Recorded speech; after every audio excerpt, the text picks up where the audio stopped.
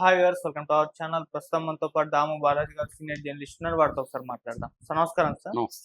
Sir, Hyderabad central university భూముల విషయంలో అంటే అమ్మకాలు జరుగుతున్నాయి కదా. ఈ నేపథ్యంలో అటు స్టూడెంట్స్ నుంచి తీవ్ర వ్యతిరేకత వస్తుంది. ప్రతిపక్షాలు కూడా విమర్శిస్తున్నారు. అయితే ఈ నేపథ్యంలోనే ఇటు మావోయిస్టులు కూడా రంగంలో దిగి ఒక లేఖ రాశారు ప్రభుత్వానికి అని చెప్పేసి అని అంటున్నారు. మరి మావోయిస్టు లేఖలో ఏముంది? మరి ఎస్సీయూ భూముల విషయంలో జరుగుతున్న దాన్ని ఏ విధంగా చూడొచ్చు అంటారు సార్? యాక్చువల్‌గా నేను ఈ టాపిక్ మీద అంటే హెచ్‌సియు హైదరాబాద్ సెంట్రల్ యూనివర్సిటీ భూముల విషయంలో వస్తున్న విద్యార్థుల ఆందోళన మీద సెపరేట్ వీడియో చేశాను. ప్రెజెంట్ ఏందంటే మావోయిస్టులు ఒక లేఖ, హెచ్చరిక లేఖ రాశారు. ఒక బెదిరింపు లేఖ ఆహ్, రేవంత్ రెడ్డికి రాశారు.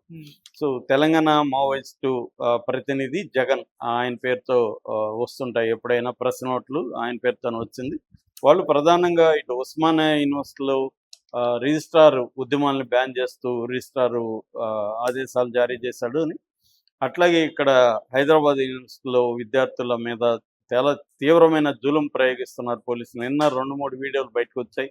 ముఖ్యంగా అమ్మాయిల్ని చాలా దారుణంగా మహిళా కానిస్టేబుల్ వాళ్ళు పట్టుకొని వాళ్ళని లాఠీ చార్జ్ చేయించి వాళ్ళని బస్సుల్లో తీసుకెళ్ళడం అవన్నీ చేస్తున్నారు.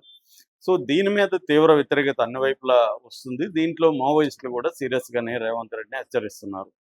అంటే మామూలుగా ఈ మధ్య కాలంలో తెలంగాణలో కూడా మావోయిస్టుల అలజడి కనిపిస్తుంది. ఎన్కౌంటర్లు జరుగుతున్నాయి ములుగు దీంట్లో.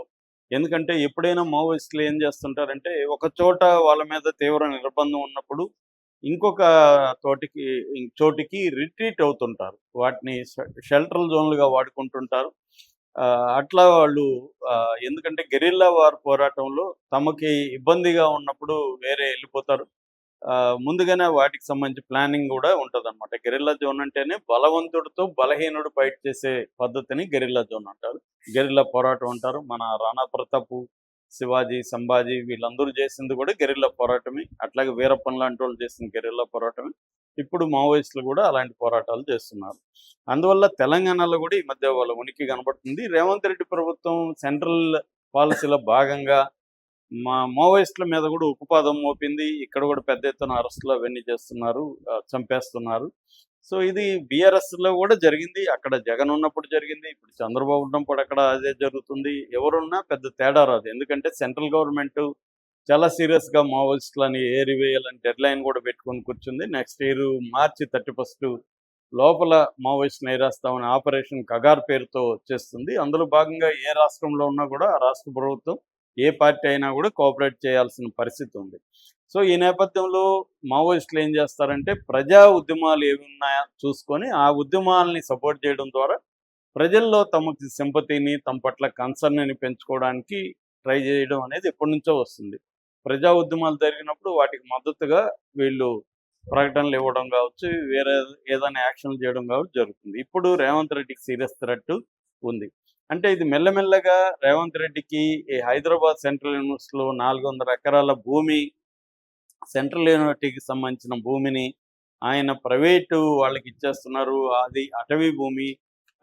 దీంట్లో అనేక బయో హాట్స్పాట్ అంటారు దీన్ని. ఇది అడవిలో భాగంగా ఉంటుంది. యాక్చువల్గా హైదరాబాద్ యూనివర్సిటీ అనేది తెలంగాణ ఉద్యమం తొలి దశ 1969 ప్రాంతంలో తొలి దశ తెలంగాణ ఉద్యమం పెద్ద ఎత్తున జరిగింది. దాని తర్వాత 1970sలో జయాంధ్ర ఉద్యమం జరిగింది. ఆ సందర్భంగా ఉద్యమాల దీంట్లో నుంచి ఒక 6 పాయింట్ ఫార్ములా అనేది ఇందిరాగాంధీ ప్రభుత్వం తీసుకొచ్చింది. అందులో సెకండ్ ఫార్ములాగా ఈ హైదరాబాద్ సెంట్రల్ యూనివర్సిటీని ఇక్కడ పెట్టారు. వెనుకబడిన ప్రాంతం కాబట్టి ఇక్కడ పెట్టారు. కంచె గచ్చిబౌలి అనే విలేజ్ దగ్గరున్న ఫారెస్ట్లో ఈ 2300 ఎకరాల్లో 1973-74లో ఈ యూనివర్సిటీ పెట్టారు. ఆ తర్వాత 500 ఎకరాలు దీని నుంచి అమ్మేసి IT triple IT campus, Gachibowli stadium, తర్వాత బస్సు డిపో వీటన్నిటికి ఒక 500 ఎకరాలు ఈ 2300 ఎకరాల్లో తీసుకున్నారు. దాని తర్వాత 400 ఎకరాలని 2003లో ఐఎంజీ భారత్కి కట్టబెట్టింది ప్రభుత్వం. కానీ అది అప్పుడు స్పోర్ట్స్ ఫెసిలిటీల ఏర్పాటు కోసం 500 ఎకరాలు తీసుకున్నారు. కానీ వాళ్ళు చేయకపోయేసరికి 2006లో దాన్ని వెనక్కి తీసుకున్నారు. అప్పటి నుంచి పెండింగ్లో ఉంది. నిజానికి లీగల్గా ఈ 400 ఎకరాల మీద హైదరాబాద్ సెంట్రల్ యూనివర్సిటీకి ఎటువంటి రైట్స్ లేవు. కానీ విద్యార్థులు ఎందుకు కొట్లాడుతున్నారంటే ఇది ఎన్విరాన్మెంటల్ ఇష్యూ, ఇది గ్రీన్ హార్న్ అంటారు దీన్ని, గ్రీన్ లంగ్స్ అంటారు. సో షెడ్యూల్ 1కి సంబంధించి అంటే wild life protection act 1972 schedule 1లో ఉండే రేర్ స్పీసీస్ ఇక్కడ ఉన్నాయి. మానిటర్ లిజార్డ్ ఉంది, ఇండియన్ రాక్ పైథాన్ ఉంది, 4 హార్న్డ్ యాంటలోప్ ఉంది, పీ ఫౌల్ ఉంది, హనుమాన్ లాంగూర్ ఉన్నాయి, పోర్కుపైన్స్ ఉన్నాయి, బర్డ్స్లో ఈగిల్ హోల్స్ ఉన్నాయి, తర్వాత ప్యారడైజ్ ఫ్లై క్యాచర్స్ ఉన్నాయి. ఇలాంటి ఒక రేర్ స్పీసీస్ ఇక్కడ ఉన్నాయి. ఇప్పుడు అవన్నీ ధ్వంసమైపోతాయి. అట్లాగే ఆల్రెడీ నైట్రోజన్ డయాక్సైడ్ అంటే పొల్యూషన్ లెవెల్ని దీంతో కొలుస్తారనమాట. అది WHO హైయెస్ట్ 80% అంటే ఇది క్రాస్ చేసేసింది ఆల్రెడీ. NO2 అంటారు, NO2 లెవెల్స్. సో ఇప్పుడు ఇవన్నీ కొట్టేయడం ద్వారా పొల్యూషన్ పెరుగుతుంది తీవ్రంగా. ఈ స్పెసీస్ పోతాయి. తర్వాత యూనివర్సిటీల భూమికి రోజు రోజు కరిగిపోవడం ద్వారా పబ్లిక్ ఎడ్యుకేషన్ అనేది దెబ్బతింటది. ఇవన్నీ వాళ్ళు మాట్లాడుతున్నారు. Revanth Reddy point of view నుంచి అభివృద్ధి ఇంపార్టెంట్, వీళ్ళకి 1800 ఎకరాలు అవసరం లేదు, పైగా ఈ 400 ఎకరాలు యూనివర్సిటీ కాదు, దీనికి బదులుగా వేరే వాళ్ళకి ఆల్రెడీ ఇచ్చేశారు. సో అక్కడ వీళ్ళు అంటున్న స్పెసీస్ లేవు, ఏమి లేవు అని మొన్న అసెంబ్లీలో కూడా అక్కడ పులులు లేవు, జింకలు లేవు, ఉన్నది గుంట నక్కలే, అభివృద్ధిని అడ్డుకునే గుంట నక్కలే అని విద్యార్థులను ఉద్దేశించి అన్నాడు ఆయన. సో దాంతో ఇంకా అక్కడ విద్యార్థులు ఎక్కువైంది. సో ఇక్కడ ఏంటంటే రేవంత్ రెడ్డి పాయింట్ ఆఫ్ నుంచి దాన్ని అభివృద్ధి చేయాలి, ఎందుకంటే చుట్టూ ఐటీ అభివృద్ధి అయింది అది అక్కడ యూనివర్సిటీ చుట్టూ.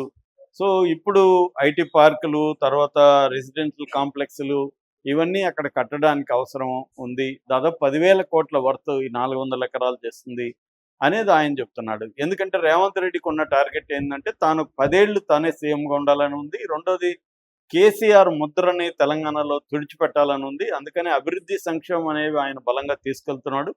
ఈ అభివృద్ధికి అడ్డు వస్తే ఎవరు వచ్చినా నిర్లక్ష్యంగా నిష్కర్షగా అణిచివేయాలని కూడా ఆయన ప్లాన్ చేస్తున్నాడు. ఇది ఆయన ఒక్కడే కాదు, దేశంలో అందరూ చేసే పనే రేవంత్ రెడ్డి కూడా చేస్తున్నాడు.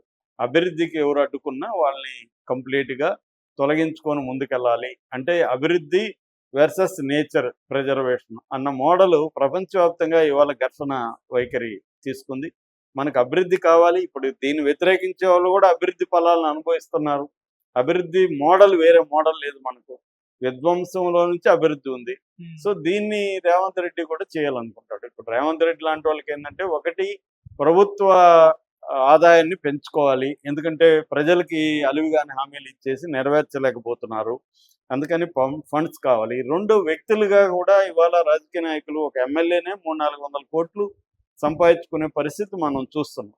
అలాంటిది ఒక సీఎం స్థాయి వాళ్ళు సంపాదించుకోరా, వాళ్ళకి అవసరం లేదా అంటే ఇవాళ ఉన్న మనకి రాజకీయ మోడల్ ఏదైతే ఉందో, పొలిటికల్ మోడల్, డెమోక్రటిక్ మోడల్, ఈ మోడల్లో డబ్బులు సంపాదించడం అనేది ప్రధాన కర్తవ్యంగా వ్యక్తులకైనా పొలిటికల్ పార్టీకైనా ఉంది.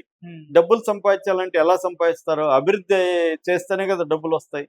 ఏదో 10,000 కోట్లు, 20,000 కోట్లు, 50,000 కోట్లు, 1,00,000 కోట్లు ప్రాజెక్టులు చేస్తేనే దాంట్లో వీళ్ళు పర్సంటేజ్ తీసుకోగలుగుతారు. లేకపోతే ఓన్లీ చిన్న చిన్నవి అమ్ముకొని బతకాలి. అందుకని వీళ్ళు ఏం చేస్తారంటే ప్రతి ఒక్కరు కూడా పెద్ద పెద్ద ప్రాజెక్టులు అనౌన్స్ చేస్తారు. కేసీఆర్ కూడా అట్లాగే కదా, పెద్ద పెద్ద ప్రాజెక్టులు, కాళేశ్వరం కావచ్చు, మిగతావన్నీ అనౌన్స్ చేసి దాంట్లో ఆయన డబ్బులు తిన్నాడని వీళ్ళు ఆరోపిస్తున్నారు. సో అట్లా రేవంత్ రెడ్డి ఒకటి తను శాశ్వతంగా అభివృద్ధి మోడల్లోకి వెళ్ళి అభివృద్ధి చేయడం ద్వారా తను అభివృద్ధి సంక్షేమం చేయడం, ప్రజల్లో 10 ఏళ్ళు పరిపాలించాలని ఒకటి. రెండు, తమ వ్యక్తిగతంగా కూడా అభివృద్ధి చేయగలిగితే తన ఆస్తులు కూడా పెంచుకునే అవకాశం ఉంది.